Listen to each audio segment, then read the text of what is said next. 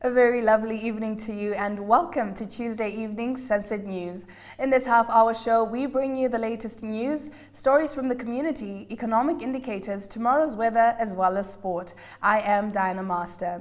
In the news tonight, the husband of a woman who was employed by the Ministry of Health and Social Services and who was shot and killed at her place of work in Windhoek City Centre is suing the ministry as well as the security company that was responsible for security at the building. Sarah Mwilima, who was a management unit director at the Global Fund, was shot on 28 January 2019 by Simata Simasiku, who was also employed by the ministry.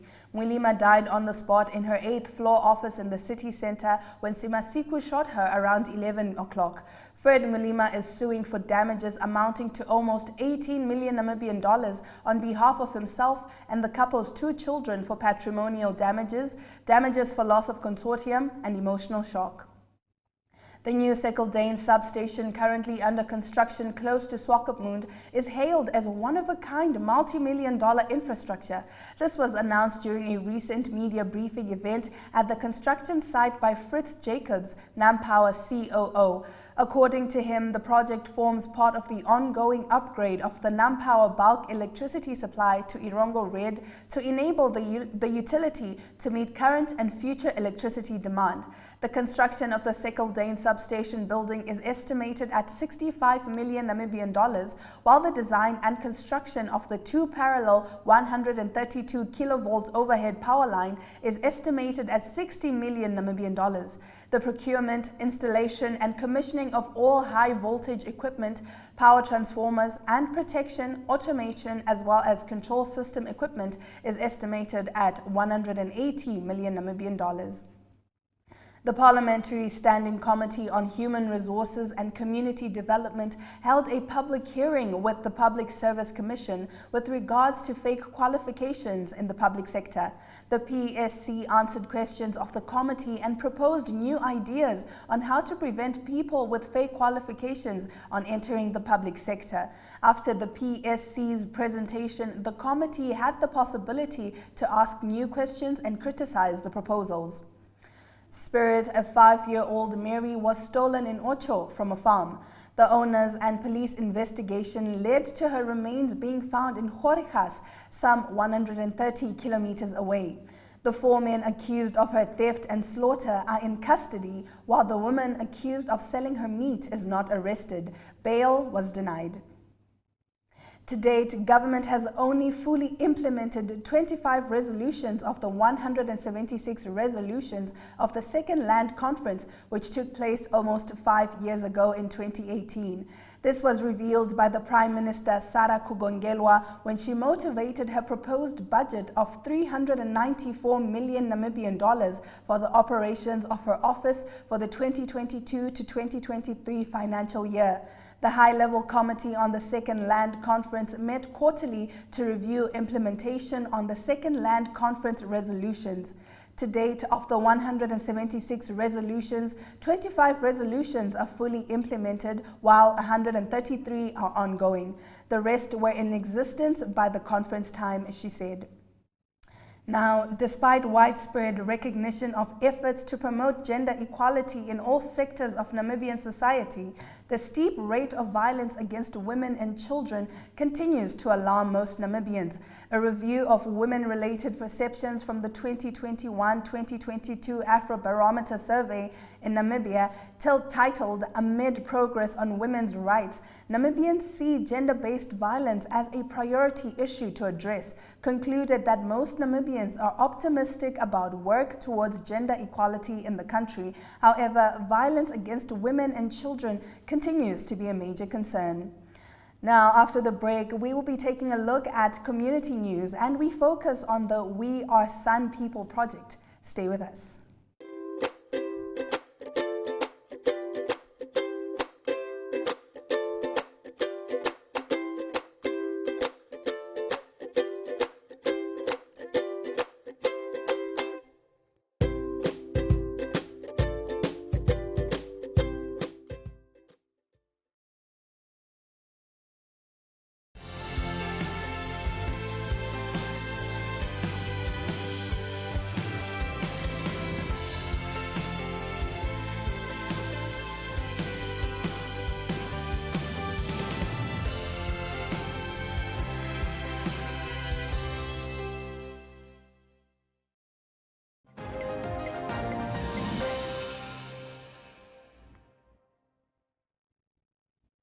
Welcome back. Now, a project aimed at reducing family violence within the San communities in Namibia was launched last week. Let's take a look at this clip that was prepared by Yana Marie Smith.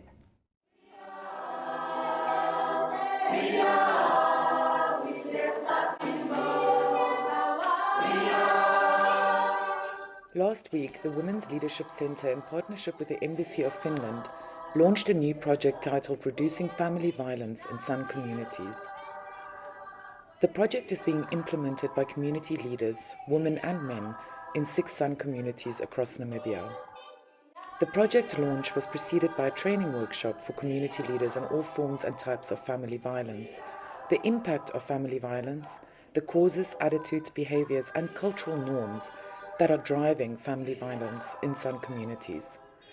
Project leaders were also educated on conflict resolution skills and strengthening cultural pride as a protective factor against violence. We are not violent people, but for now, we are living within violence ourselves. Or today, there are many types of violence which we are experiencing in our community. Domestic violence, or gender-based violence, violence against children, elderly, and the people who are disabilities. This has impacted us negatively because at times we feel we are not reaching other parts of what we want to do. There's a lot of teenage pregnant kids leading to kids being dropped out of school. And our women are silenced, our parents. They are silenced, they are afraid to speak out because they are excluded in decision makings. They are not given a chance to express how they feel. Our way of living has completely changed everything. We need to practice our culture, but we are not given that chance that we should practice our cultures. So we are thankful for this program because now it's like a healing process for us. We are going to heal. At least we are the women in our villages, in our communities. We are going back to let people know that we can be able to stand for ourselves.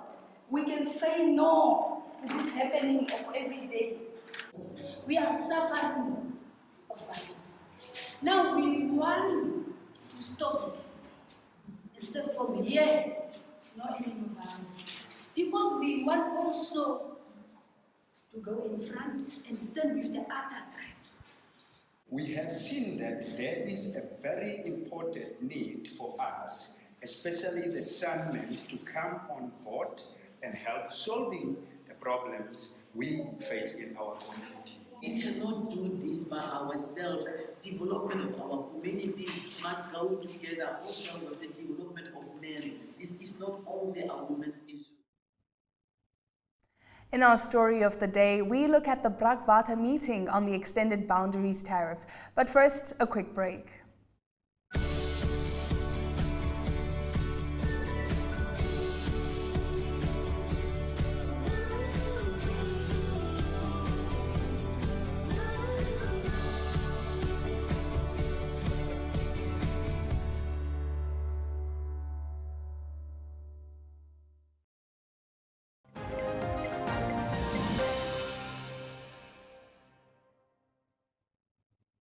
You're still watching Sunset News. Now, residents of Brakwater, Elissenheim, Finkenstein and Omea can now prepare for a meeting with City of Windhoek officials to inform residents of the council resolution on the extended boundaries tariff factor. Yolanda Nell has more.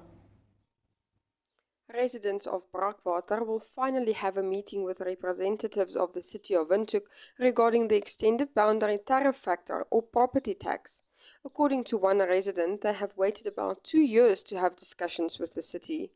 He also says that he is unsure why Brakwater falls under the extended boundary area of Windhoek, as this area has been part of the capital since 1994. It was already reported back in September of 2019 that municipal tariffs and taxes have increased between 3,000 and 5,000% since August 2018, with few services being rendered to residents of Brakwater. In a statement by the Brakwater South Community Association back then, it was said they are waiting for evidence that City Council approved the increase of the municipal rates and taxes. Although Brakwater has been part of Windhoek's municipal area for close to 30 years, residents only paid about 20% of the normal rates and taxes because there is almost complete lack of municipal services and infrastructure in Brakwater. The city then started charging city tariffs along with rubbish removal, although no proof has been received that council approved the increase. An account of one of the residents that was shared with the media 3 years ago showed that $28.67 Namibian was charged for land tariff in August 2018, with this amount increasing to $960 Namibian in September 2019.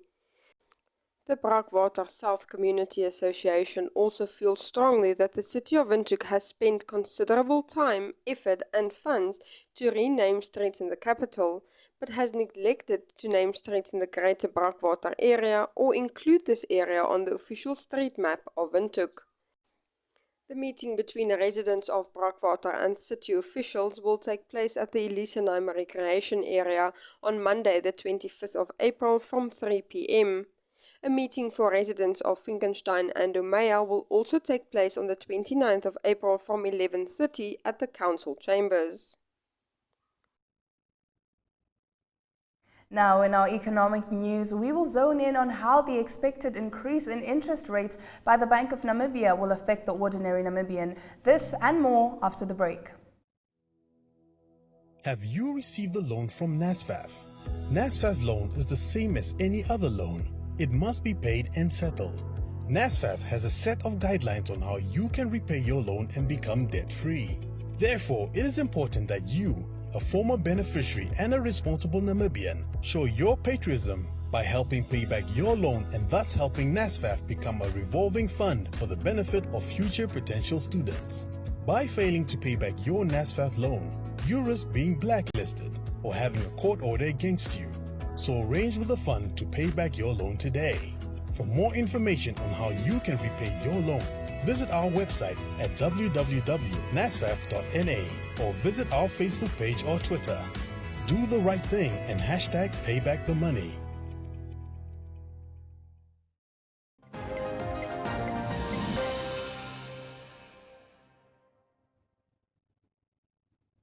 Thank you for staying with us. Now let's take a look at our economic news. The expected increase in interest rates by the Bank of Namibia will weigh on credit uptake and affordability for households. Local analysts expect the central bank to increase the repo rate by 25 basis points at tomorrow's monetary policy announcement. The repo rate currently stands at 4.00% and the prime lending rate at 7.75%. And now let's take a look at our economic indicators. The Namibian dollar is down against the Chinese yuan and up next to these other major currencies. On the NSX, MTC, Lechego Holdings and Namibia Brewery stocks are up, while Capricorn Investment Group stock takes a 0.80% dip. Both the local and overall indices closed down on 0.10% and 0.86% respectively. All commodities are up, with both zinc and Brent crude oil making 0.83% surges. After the break, we take a look at the weather predictions. Stay tuned.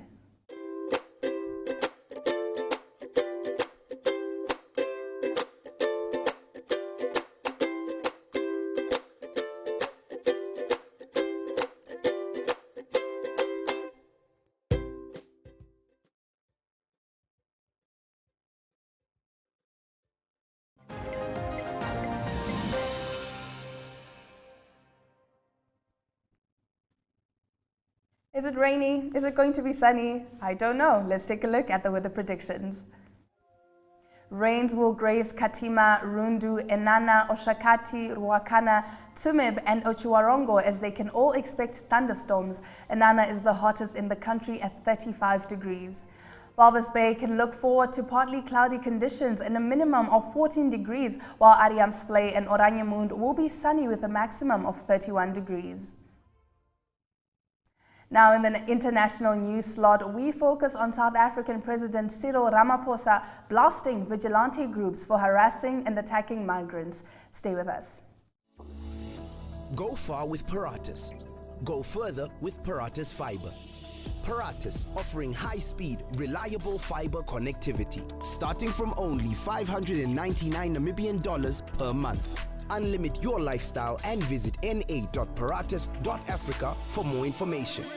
Always prepared. Paratus.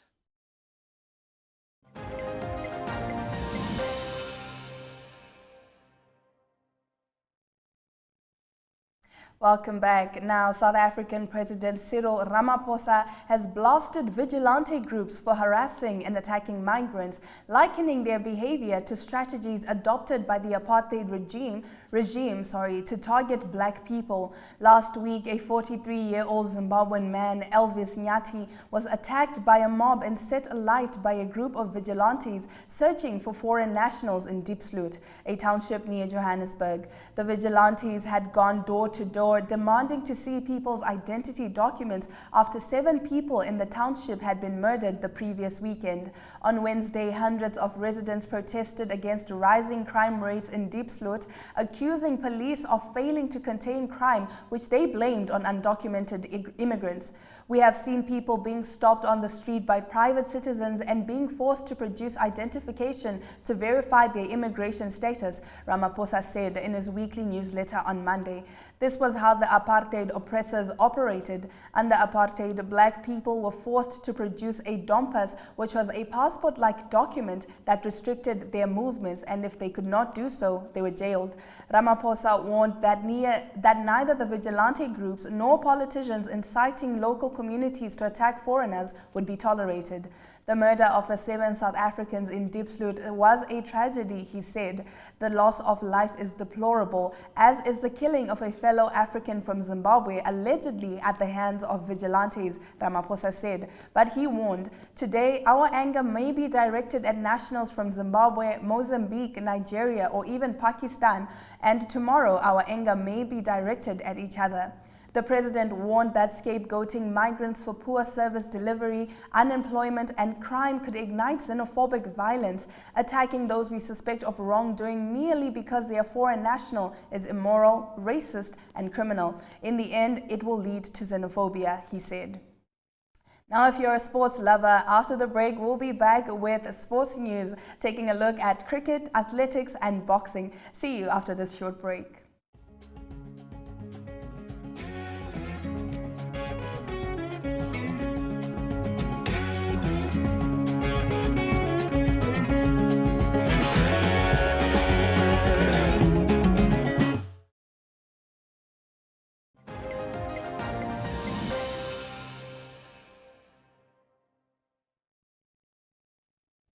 Now, Cricket Namibia has expressed excitement towards hosting the Capricorn Women's Tri-Series Tournament on home soil. The tournament will take place from 20 to 26 April at the CCD field in the capital. Women's Cricket Zone has joined Namibia as a broadcasting partner of the Capricorn Cricket Tournament.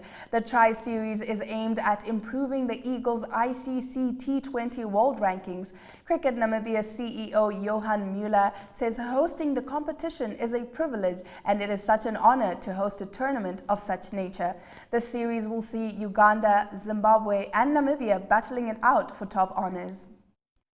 New Kids on the Block Ochinene Athletics Club collected 21 medals from the Pupkewitz Foundation Championships held in Swakopmund. The team, led by Alfonso Chatindi and Kaupasaneua Tuaire, have already started showing signs of promise after 13 athletes making their debut at the championships secured gold, silver, and bronze medals in various disciplines. Chatindi lauded the team members for their efforts and hopes corporate Namibia will come on board to support the team in all its daily needs. Namibian lightweight boxer Jeremiah Loki Nakatila has reiterated his desire to fight, in his words, weak Ryan Garcia. Garcia recently defeated Ghanaian Emmanuel Tagoe by a unanimous decision, 119 to 108, 118 to 109, and 119 to 108 in Texas. It was Garcia's first fight for nearly a year and 3 months, given that he last fought back in January 2021. The boxer has gone through a series of troubling events ranging from mental health to injury before returning to the ring for a victorious night over the Ghanaian. The boxer said he was not impressed by Ryan Garcia with his recent win over Tagoe. Now, after the break, we will get into the highlights from today's broadcast. Don't go anywhere.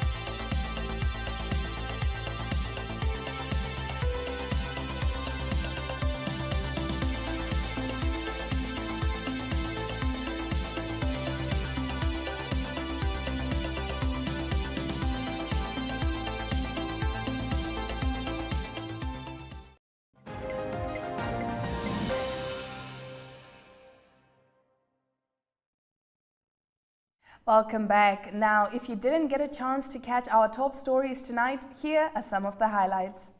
Sarah Mwilima, who was a management unit director at the Global Fund, was shot on 28 January 2019 by Simata Simasiku, who was also employed by the ministry. Mwilima died on the spot in her 8th floor office in the city center when Simasiku shot her around 11 o'clock. Fred Mwilima is suing for damages amounting to almost 18 million Namibian dollars on behalf of himself and the couple's 2 children. The Parliamentary Standing Committee on Human Resources and Community Development held a public hearing with the Public Service Commission with regards to fake qualifications in the public sector.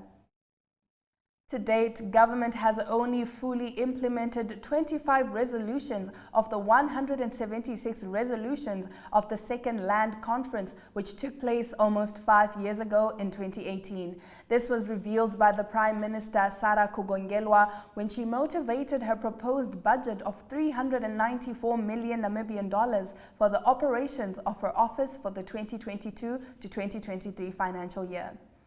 And with that, we have come to the end of the broadcast. Thank you so much for staying with Sunset News. Make sure you join Sunset News on Facebook and on all the NMH platforms on weekdays, as well as on our website, oneup2.com. Remember, Sunset News screens on DSTV channel 285 and GoTV channel 94 every weekday from 7:30 to 8 p.m. I am Diana Master, and this has been Sunset News. Don't end your day without us. Ladies and gentlemen. Yeah, welcome to another exciting edition.